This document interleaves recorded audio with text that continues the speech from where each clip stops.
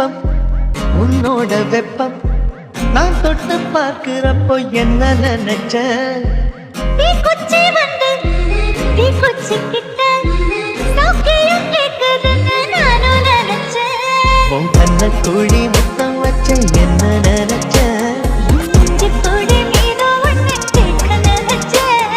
என் பேராச நூறாச கேட்கையை அடித்த மல்லி நீ என்ன நினைச்சடி 6 கட்டிலுக்கும் 5